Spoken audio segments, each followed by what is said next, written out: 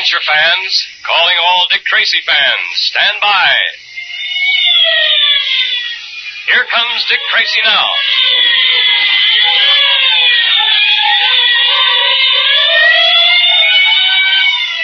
This electrically transcribed series of thrilling Dick Tracy adventures is brought to you by Quaker Puffed Wheat and Quaker Puffed Rice. Those two different delicious cereals that give you trigger-fast energy because they're shot from guns. That's why thousands of happy families enjoy puffed wheat one day and then puffed rice the next. When the selected grains of nourishing wheat and rice are shot from the big guns, they're exploded to 8 times their normal size. That transforms the small, hard-to-digest kernels into crisp, crunchy, nut-like grains of wholesome goodness. All their food energy is retained, but now they're specially easy to digest. You get the trigger-fast food energy you need to be keen and fit like Dick Tracy in breakfast that tastes like a million. Make breakfast more fun for the whole family. Ask Mother now to get you some Quaker Puffed Wheat and Quaker Puffed Rice from the grocer that displays the Dick Tracy headquarters sign. Junior has captured the Purple Rider and is returning to Pitchblende with him and several members of Kyle's gang who are the Rider's prisoners. Meanwhile, Dick Tracy and Pat, en route to the Rider's hideout, meet Junior and his prisoners coming back. When Tracy asked the Purple Rider to unmask himself, the Rider wheeled his horse toward a dangerous cliff, leaped the cliff to the other side with Tracy after him. Dick lassoed the escaping Rider and pulled him from his horse. As Dick rode up to the Rider, the hooded mystery man pulled a gun on the detective and... I warn you, Rider, don't shoot. And I warned you, Tracy, not to interfere with me. You didn't heed that warning. All right, I've got you covered now, and I'm not wasting time. The gun backfired. Well, your hood saved you from a bad wound, I imagine. Here, let's get that hood off you and see what damage has been done. There. Old Man Weir. So you're the Purple Rider. That's right, Tracy. Now you know. Huh. That gun gave you some bad burns when it backfired. Well, tell me, why did you attempt all this? Yes, someone had to do it. None of those miners down in Pitchblende dared put up a fight, and I was as cowardly as the rest until Kyle's men beat me up the way they did.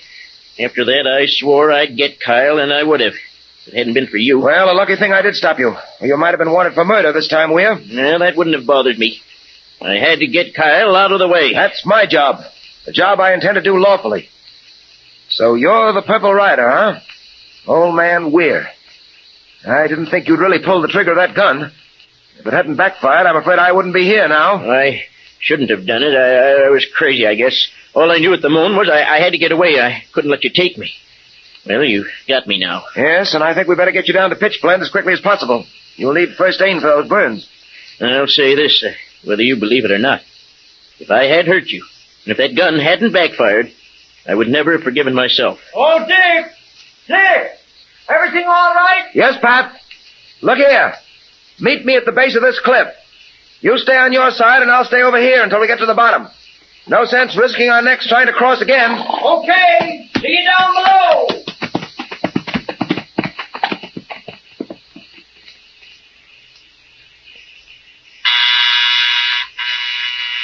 One moment, coming. Miss Trueheart? Yes? You don't know me, but may I come in? It's important that I have a word with you. Certainly. Please come in. Thank you. Yes? My name is Shelby, Professor Acton Shelby. Professor Shelby. Yes, Professor? Miss Trueheart, I need your help and the help of your fiancé, Dick Tracy. Well, Mr. Tracy is away now. He's handling a case in Pitchblende in the Yukon. Yes, I know that, and that's why I've come to you. Miss Trueheart, you've got to prevail on Mr. Tracy to come back to the city at once. Perhaps you'd better explain what this is all about, Professor. Miss Trueheart, my life is in danger. Oh, just what do you mean? I can't tell you too much now. All I can tell you is that I have invented something of incredible value, and because of that, my life is in danger. You mean there's someone who's trying to take your invention away from you? Yes. Well, who is this person? Miss Trueheart, have you ever heard of the brain? The brain? It's evident that you have not. I will tell you about him. The brain, Miss Trueheart, is as ruthless as he is clever. Diabolically clever. There's nothing he cannot get his hands on if he wants it badly enough. And he does want my new invention. Have you gone to the police about this? Miss Trueheart, if anyone is to protect me, if anyone is to save my invention for humanity, it must be only one person. then that person is Dick Tracy. I see. Well, I'll try to help you. How quickly can you get in touch with him? I'm afraid that would take a few days, Professor. You see, he's living in a primitive mining town now. There are no telegraph offices and no telephones. The best I can do is to write him a letter and explain your situation. Then I beg you do that. Tell him to come back just as quickly as he can. I'll try to hold out against the brain until he gets here. But I must have his help. No one else will do. I understand. Very well, Professor Shelby. I'll write to Mr. Tracy immediately. Oh, thank you. Here is my address. Will you get in touch with me the moment you hear from him? Certainly I will. Good. And now, good night, Miss Truth. Good night. I'd better write to Dick at once. And I think perhaps I'd better write in code.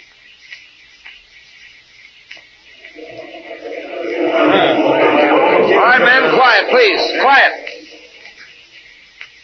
Boys, I've asked you to meet me here tonight because there are a few things I have to say to you. Go ahead, Mr. Tracy. We're listening. All right, I won't waste words. I've been here in Pitchblende for some time now, and I've been doing all I can to free you from the vicious grip that Vernon Kyle has upon you and this town. But, boys, you haven't done your share. In my work here, I've run into obstacles I never expected to encounter. And many of those obstacles have been put there by you yourselves. Now, hold on, Mr. Tracy. We don't know what you're talking about. We're for you, not against you. Yes, I know that, boys. But you're for me in what I might call a negative way. There's only one way to rid this country of Vernon Kyle. Yeah, what's that, Tracy? You boys must find the courage to stand up in court and testify against him. Kyle has threatened and terrorized you into signing away over 50% of your claims. Those who have offered resistance have been beaten. Several have been killed. And still, we haven't the evidence to convict Kyle.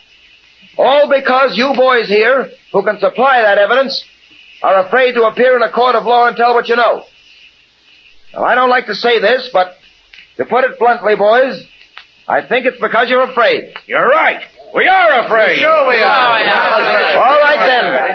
How long is this going to go on? I'm here to help you, to organize ways and means of putting Kyle where he belongs.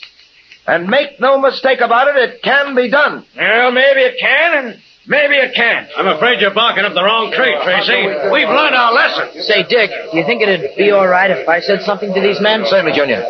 Man, just a minute. Yeah? My Ward Junior has something he wants to say to you. Well, gee, fellas, it may sound foolish and all, but I just want to tell you what I've been thinking about. Back in the States, I've read about the men of the Yukon. What fearless, courageous fellas they were. Well, gee, I thought they really were something, and, well, I still think they are really something. But, well, they can't all be afraid of just one man. They can't now, can they? It's not just one man. It's a mob. Whole gang. Men, do you realize that this boy here is the one who captured the Purple Rider and 4 of Kyle's gang? Having the odds against him didn't worry him. And the odds really aren't against you, if you'll just make up your minds to fight. Captured the Purple Rider. We'll see. Oh, what I did has got nothing to do with it. Yes, it has to. Boys, he kept that rider at bay with nothing but a broken stirrup. Now, we ain't going to let go. He'd be braver than we are we? Now, that's the way to talk. No one on earth can lick an old sourdough of the Yukon once he makes up his mind to fight. Here, you tell him, Tracy. Yeah, we've let Kyle get away with murder, but it's got to stop. We'll show the kid. Let's get Kyle for Junior, fellas. Come on. Let's go down and get Kyle right now. Let's drag him out of that Morning Star Hotel of his and string him up. No. Wait a minute, boys. Wait a minute. That's not the way to do it. Mob violence isn't the answer. Well, what is the answer? Go into court and testify. Swear that Kyle terrorized and threatened you. Will you do that? You bet we will. Good. I'll go down right now and get Kyle myself. Come along, Pat. Right with you, Dick. What about me, Dick? You wait here, Junior. If I'm not back in half an hour, you get the Mounties together. I'll need them. Right. And good work, Junior. You certainly inspired them to act. That was a fine speech. Speech? Did I make a speech? Gee. All right, Pat. Let's get going. Right.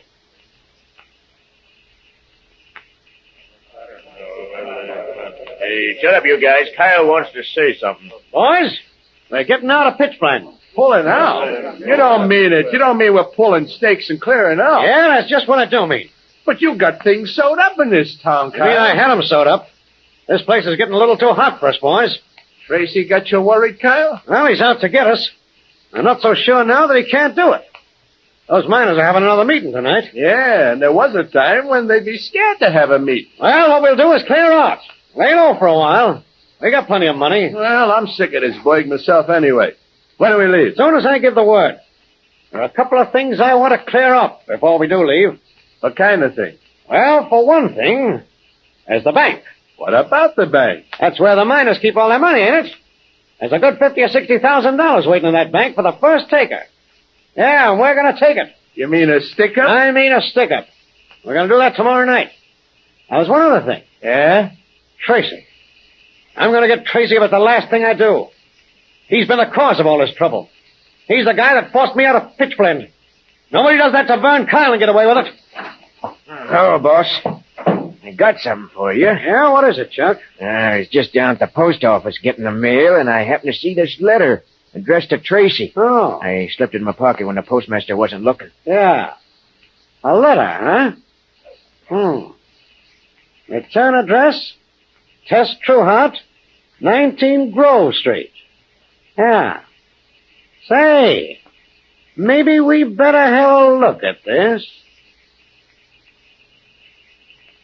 What will happen now? With Tracy on his way to arrest Kyle and Kyle vowing vengeance against the great detective, almost anything can happen. And what about that intercepted letter from Tess Trueheart? Well, here's a pleasant surprise. Here comes Miss Trueheart with Junior now to attend our Dick Tracy Secret Service Patrol meeting, brought to you by Quaker Puffed Wheat and Quaker Puffed Rice, those specially delicious, nourishing cereals that are shot from guns to give you lots of trigger-fast food energy. The meeting will now come to order, and today we're all happy to have Miss Tess Trueheart, president of our National Girls Division, with us. Thank you, Junior. I just had to be here on official patrol badge day. Say, wasn't it a great sight to see all the patrol members wearing their badges at the same time? It was thrilling, Junior. And didn't the new Girls Division badges look smart? Well, they certainly did, Miss Trueheart. But the most impressive thing was to see what exceptionally fine boys and girls we have in the patrol. Yes, and to see how many swell fellas and girls belong to the patrol. It looked as though every real, wide-awake, adventure-loving boy and girl in the country was a member. Well, hundreds of thousands of them do belong to the patrol, but there are thousands who haven't joined yet. And Dick Tracy wants every courageous, red-blooded boy and girl who stands for law and order to be a member of his patrol. You bet. So listen, patrol members. Let's show Dick Tracy the sort of stuff we're made of. Let's get all our friends to join the patrol now. And if you aren't a member of the Dick Tracy Secret Service Patrol or the National Girls Division, join now. Be one of the fine boys or girls that Dick Tracy is so proud of. You know, it's very easy to join. There are probably some of those famous red and blue packages of Quaker Puffed Wheat or Quaker Puffed Rice in your pantry right now. Now, just tear off the top panel that says, 3 wrappings guard its crispness. And then print your name and address on a plain piece of paper, and also print the word boy if you're a boy, or girls division if you're a girl, at the top of the page. Put it in an envelope with 2 Quaker Puffed Wheat or Quaker Puffed Rice box tops, or one of each, and mail it to Dick Tracy, Box L, Chicago. Now, if there isn't any Quaker Puffed Wheat or Quaker Puffed Rice in the pantry now, ask Mother to get you a package of each at the grocer's right away. Remember, those 2 delicious cereals are shot from guns to give you lots of trigger-fast food energy.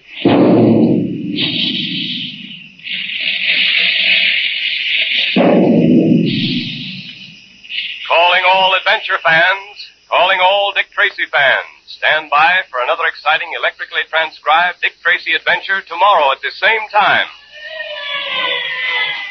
There goes Dick Tracy now. That is all.